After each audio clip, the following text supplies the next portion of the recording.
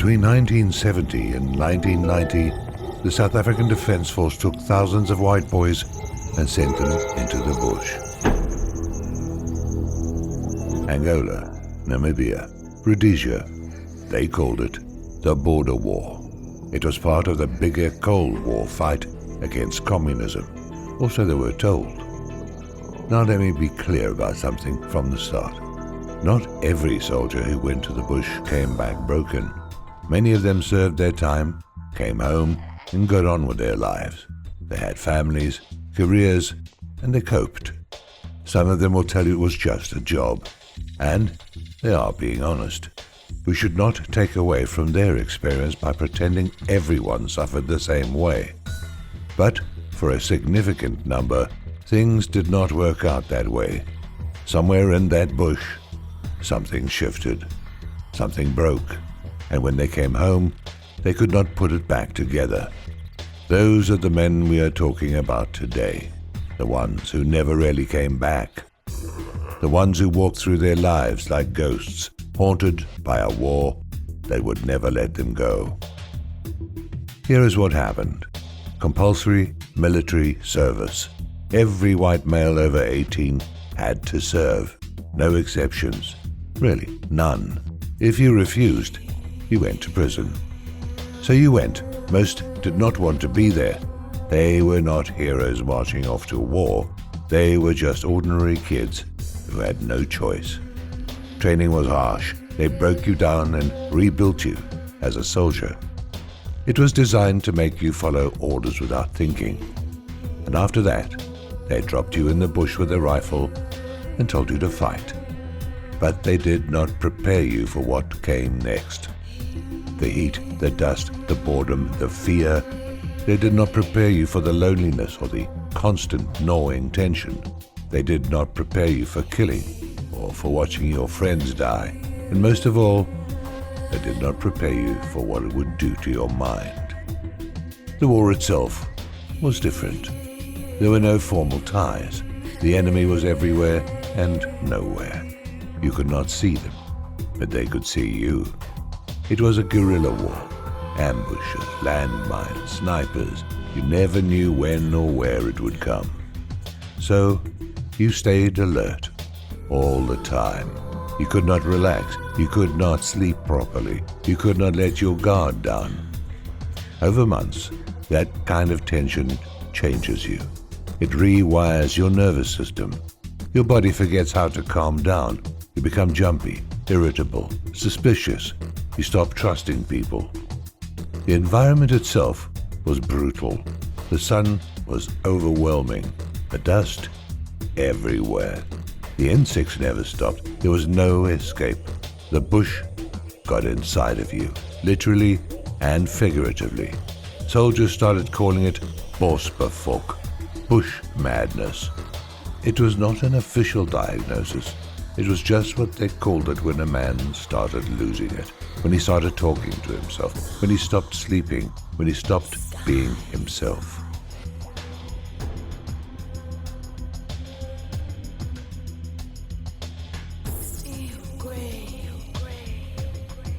Contact. That was the word they used for combat. It sounds so harmless, but it was not. It was noise and chaos and screaming. It was watching someone you knew get shot and knowing you could not do a thing about it. It was pulling the trigger and watching someone fall. Sometimes they were not much older than you. Sometimes they were younger. And then there was the aftermath. The silence, the smell, the bodies, the faces you could not unsee. Some soldiers saw a lot of that. Others saw very little. It depended on where you were posted and what was happening. But for those who did see it, it stayed with them. They carried it home. They carried it into their marriages and their jobs and their friendships. They could not shake it. They could not forget. They could not talk about it. Who do you tell? Who would even understand? The government told them they were fighting for freedom. They told them they were protecting their country. They told them they were heroes. But as the war dragged on, many soldiers began to see the truth. They were not fighting for freedom. They were fighting to keep apartheid in place. They were defending a system that was built on racism and oppression. That realization hit some of them hard. They had killed for a lie. They had lost friends for a lie. They had sacrificed their sanity for a lie. There was no going back. The damage was done. When their service ended, they came home. But there was no welcome. There were no parades. They were just discharged, given a piece of paper and told to get on with their lives, told to be grateful they were alive, told to forget about it all. But they could not forget. Their families did not understand what they had been through. Their friends had moved on. Their girlfriends had married someone else. They had been gone for a year or even several years, and they came back as strangers. They had seen things their loved ones could not imagine. They could not explain it, so they stopped trying. Many of them turned to alcohol. They drank to forget. They drank to sleep. They drank to feel something other than a numbness. Some turned to drugs. Some turned to violence. But they could not hold down jobs. They could not maintain relationships. They were angry. They were distant. They were lost. They suffered from nightmares and flashbacks. Loud noises would send them into a panic. They could not be in crowds. They could not be in the dark. They were on edge all the time, even though the war was over. Because for them, the war was not over. It was still happening in their heads.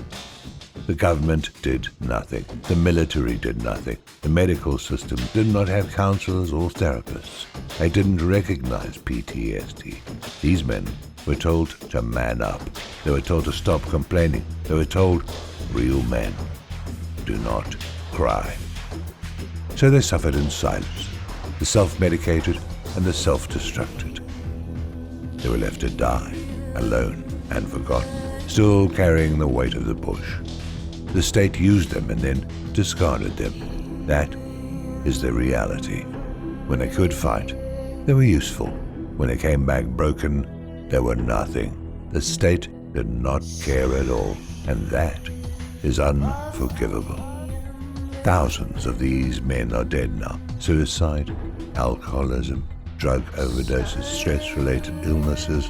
The numbers are difficult to verify, but they are significant. And tens of thousands more are still alive, still suffering, still carrying what they did and what was done to them. Their families have paid a terrible price as well. Wives who lived with emotional abuse and neglect, children who grew up with distant or angry fathers, friends who watched them self-destruct and could not stop it, communities fractured by the ripple effects of trauma. The cost is enormous, and it's still being paid. So here we are, decades later. What do we do with all of this? First, we need to be honest. Some coped, some thrived. We should not take away from their experience, but we cannot pretend the others do not exist. If you are South African, you probably know someone like this. A father, an uncle, a neighbor, someone who served, someone who came back different. You might have had to live with that difference. You might have suffered because of it. If that is you, I understand if you're angry, if you feel like you were the victim of someone else's trauma. You have every right to feel that way. No one is asking you to forgive them. That is not the point. What I am asking is that you try to understand, try to see them as victims too. Probably victims before you were. They were children when they went in. Children were sent to a war they did not ask for and did not believe in. They were broken by a system that did not care about them. And then they were abandoned by that same system. They're not bad people. They are hurt people. And hurt people hurt people. That is not an excuse. It's an explanation. It's a way of seeing them differently. Maybe you can talk to them gently. Not to confront them, not to demand answers, just to listen. Just to let them know you see them, that you are not judging them, that you are willing to hear what they have to say. If They want to say it. We cannot change what happened. We cannot undo the war or the conscription or the trauma. But we can change how we respond. We can stop pretending it's over and everyone is fine. We can stop looking away because it's easier than facing the truth. We can reach out to these men. We can offer them a way to talk. We can give them the help they were never given.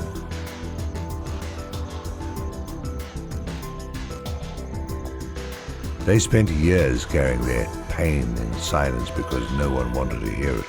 Maybe it's time we started listening, not for their sake alone, for ours too, because healing does not happen in isolation. It happens when we start talking, when we start understanding, when we start seeing each other differently. These men were victims. They are still victims, but they do not have to stay victims forever. Neither do we. So talk to them, listen to them. Do not judge them, just be there. This is all any of us really need.